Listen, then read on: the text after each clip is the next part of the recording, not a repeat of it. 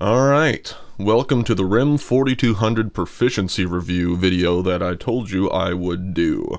We're going to go over the basic Pro Tools concepts and tasks you'll have to perform in the allotted time for the Proficiency exam.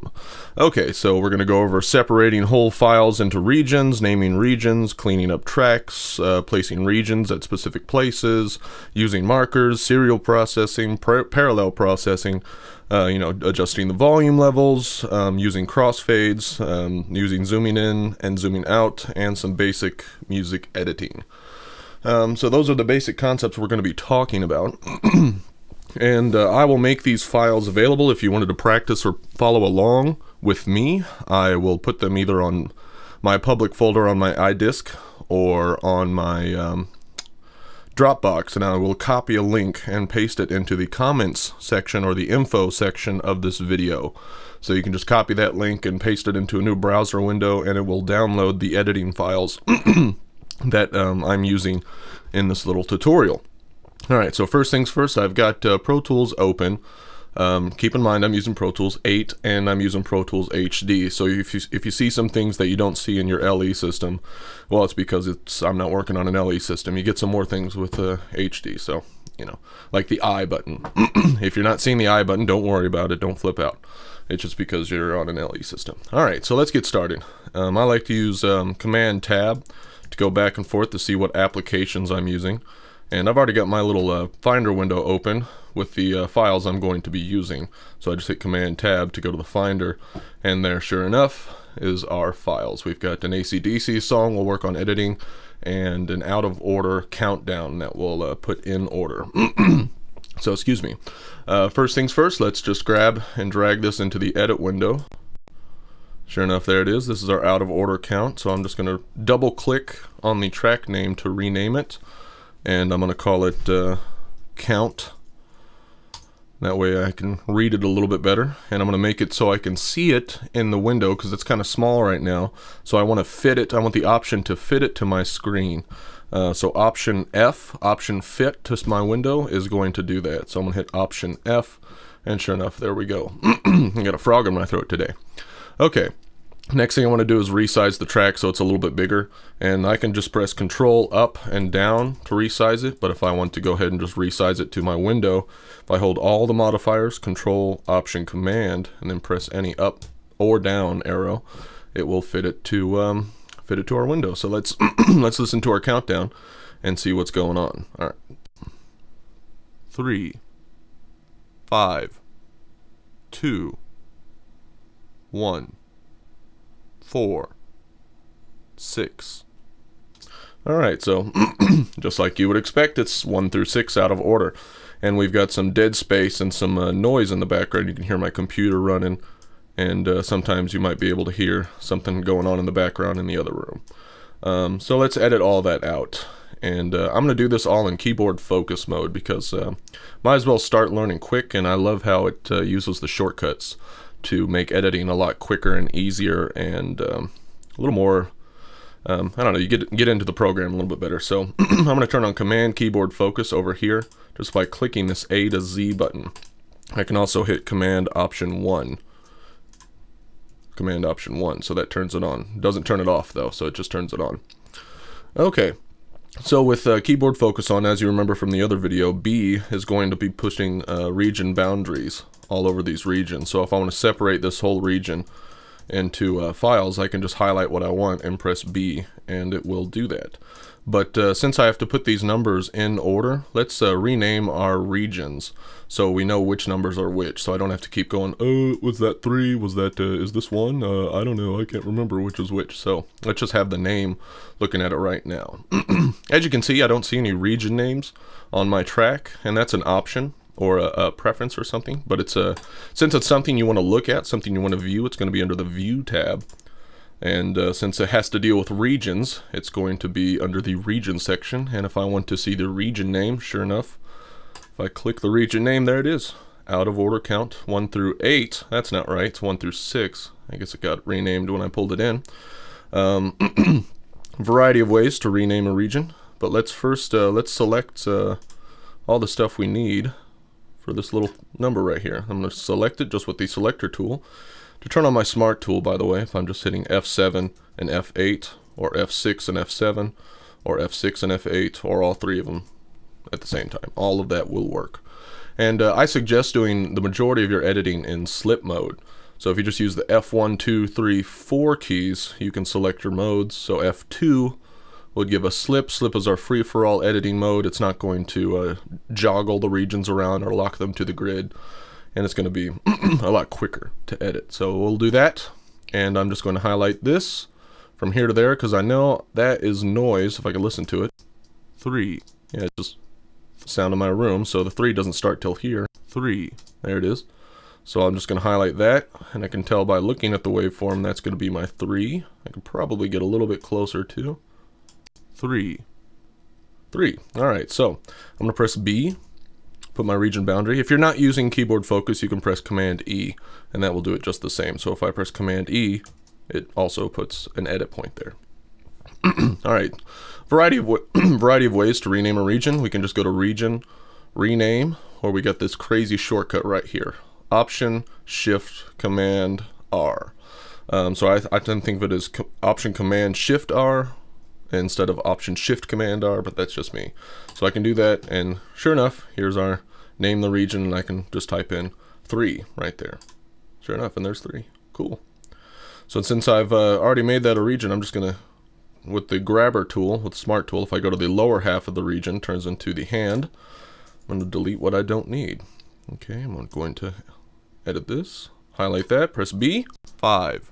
Alright, so that's 5. Okay, so we can do Command Option Shift R, but we can also do it if we have the grabber tool. If we go to the bottom half with the Smart tool on, we can double click the region and it can rename it. So that was number 5. So there we go, number 5. Click over here with the grabber tool, press delete. See what this one's all about. 2. Alright, 2. B, delete.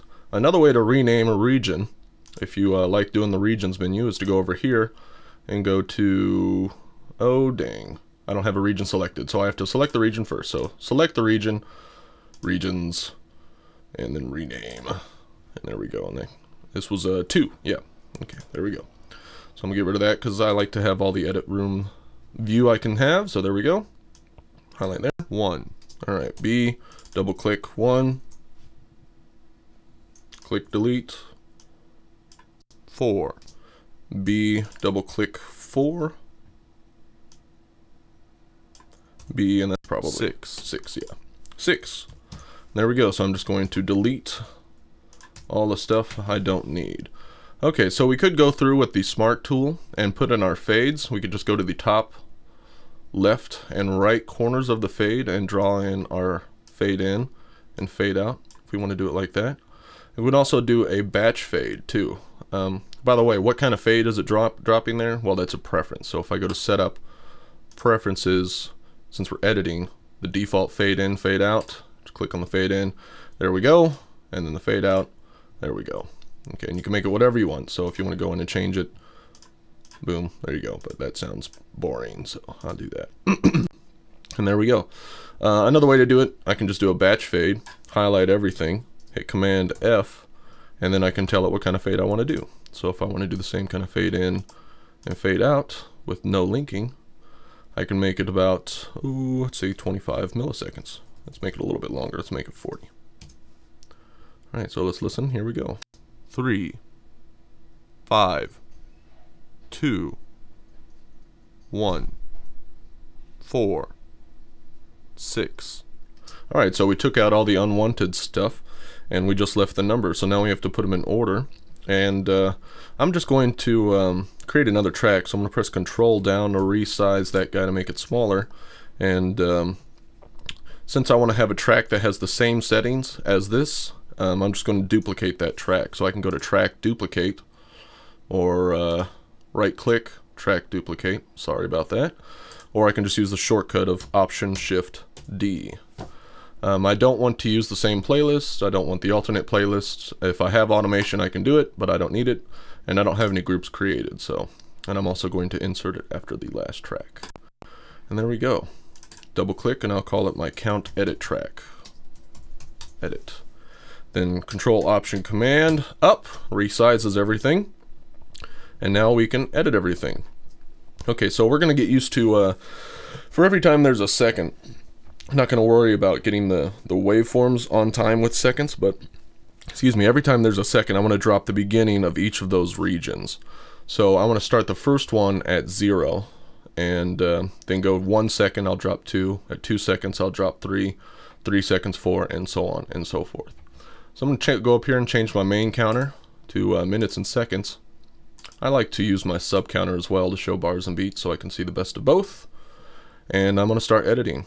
Okay, so I'm going to start 1, just click and drag all the way over there. There's 1. Okay. 2. Okay, let's put it in order, and I want to drop it at the 2 second mark so I can go over here and I can look at my start and end and try to get it on 2 seconds.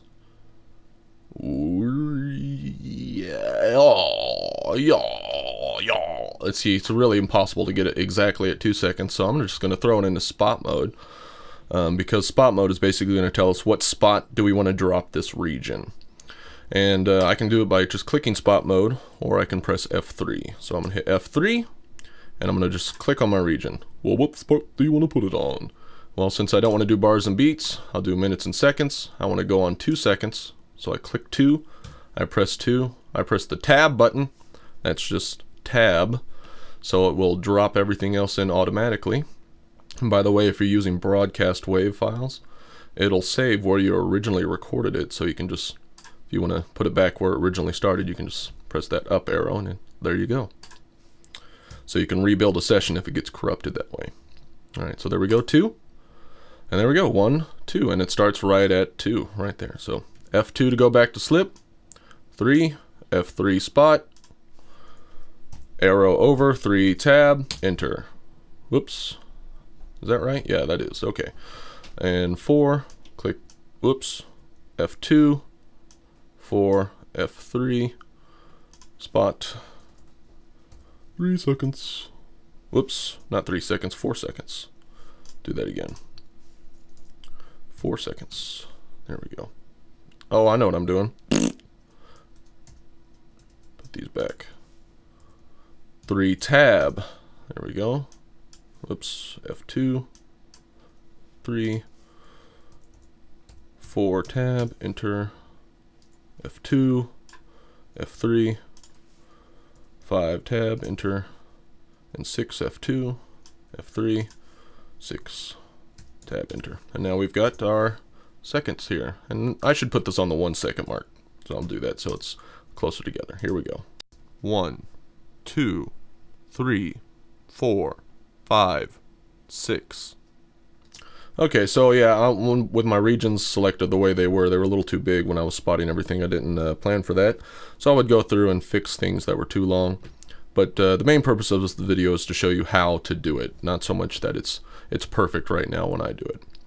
Alright, so I'm just going to click on this track, right click, hide and make inactive, so I'm no longer looking at it and it's no longer using the voice since I'm not using that track anymore. And sure enough, there we go, there's our countdown. Hooray! 1. Alright, you know how I sound. Okay, there we go. So let's apply some serial processing to this guy. So I don't like to go back and forth between my mix and edit window a lot because that's a lot of work, because I only have one computer screen. And that gets really tedious when you're doing it over and over and over again. So I like to put all my stuff in one window. So if I go to this top left edit window view selector guy, click down, I'll make sure I can view my inserts, my sends, and my IO. So now I can put plugins on it, and I can do it however I want. And I can put sends on it if I want to send it to a reverb. There we go. I can turn things up and down, and I can pan it left and right, change the input, change the output. Option click and option click. So to put serial processing, basically what we can do is just put in plugin after plugin on the one track. So it would be running through each plugin one right after the other in a series. Hence the name serial processing. So here we go. Let's find our EQ. That's the EQ7 band. Yep, EQ7 band. There we go. And let's make it sound like a telephone. Overused, but very highly effective effect. Alright, so I'm going to make it 18 dB per octave to make it fairly obvious. Turn my high pass and low pass filters on. I'm going to roll out some of the frequencies, so maybe like 300 to, let's do like something like that. Alright, so let's see what that sounds like. 1, 2, 3, 4. Alright, so now it sounds like I'm listening to a bad telephone, so let's put another thing on there just to do some serial processing. So we'll do a little compressor limiter in dyne 3, and there we go. Okay, so let's go ahead and change our attack settings. Well, what kind of attack settings do we want? We can go in and look at the files and see that this has got an attack length of around 113 milliseconds. Let's see, what's that, like 11 milliseconds, 6 milliseconds, so somewhere between 6 and 13 milliseconds. So I'm just going to go with 12 milliseconds. Release is probably going to be around, a little bit, not too long, but not too short. So I'll set it around 30. And let's get our threshold set so we can compress this. 1, 2, 3, 4, 5, 6. Okay, so again, about 3 to 6 dB of compression. Yeah, I can probably hear it, so I can back off the attack and bring up the makeup gain. And there we go, serial processing. 1, 2, 3, 4, 5, 6. And there we go, that's serial processing. Alright, so here's how we're going to do some parallel processing. I'm just going to save real quick, Command S to save. And I'm going to create another new track, but I'm going to do serial processing using an aux input. There are a variety of ways, parallel processing, excuse me. I'm going to do, there are a variety of ways to do parallel processing. You can do it by duplicating the track, Option-Shift-D, active playlists, and then you can just put processing on that one. That's cool. It might have some phase issues if you've got some delay compensation issues, but they're pretty minor. Another thing you can do is just route this to multiple outputs. So like imagine like you're taking a patch cable and you're multing it, so you've got 2 patch cables coming out of this one track. But we're going to do it all in the box. So I'm going to do it with an aux input, Command-Shift-N, Command down, aux input, create, and I'm going to change the color, make it match, or whatever color the blue that is. There it is. Alright. Control Option Command up. Command click on the solo to solo safe it, so if I solo this guy, this doesn't get muted. If I don't solo safe it, look, it gets muted, you don't hear it. But if I do, you do. Alright, whoop-de-doo. Okay, so I'm going to use the, I'm going to call this parallel, or something, Command S. And I'm going to send this out multiple outputs. So I need to make an input for this aux, so I'm going to select a bus, bus 1. Alright, so I'm going to right click to rename it. I can right click or go into my IO setup, but that takes forever. So I'm just going to right click, rename, and I'll call it comp for compression, or I can call it parallel if you want, whatever you want to call it. And before I click the output here, I'm going to hit a shortcut, because if I just select comp, notice it just goes to comp right there. So I'll have it come 1 and 2, but I'll hit Control before I hit the output, and watch what happens. So I hit Control before I select it, and a little plus sign comes up. So now if I select, I can see I'm coming out 1 and 2, and with a little check mark, I can see I'm coming out both. So now I've got 1, 2 parallel processing. Okay, so I'm going to grab my compressor, and I'm going to do some heavy compression on it, or as heavy as I feel like I want to do. So I'm going to kick up the ratio. I'm going to slam down on the transients, because this guy's going to have my transients. So I'm going to compress this, make the release fairly short as well. Keep the gain about right there, maybe a little bit more, I don't know. And let's play with the sound. So I'm just going to listen. 1, 2, 3, 4, 5, 6. 1, 2, 3, 4, 5. Oh yeah, so that's pretty slam there. So now I've got a mix between my 1, 2, slightly compressed, 1, 2, 3, and my super compressed, 1, 2. So if I want to turn that down, I can just grab the volume. 1, 2, 3, 4, 5. And it's okay if it's distorting because it's supposed to sound bad. It's supposed to sound like a phone. So here's the difference. 1, 2, 3, 4, 5. 1, 2, 3, 4, 5. 1, 2, 3, 4, 5, 6. Now you can kind of hear the pumping of my room there and from the compression, so I would go in and make my edits a lot tighter. But like I said, I was just trying to show you how to edit, not so much editing it perfectly. Okay, so I'm going to stop here, and we'll pick up on the last section of the proficiency review on the next part of the video. Alright, so be sure to check that out. We're going to edit a song and do some markers, and talk about some crossfades a little bit more. Alright, so be sure to check it out.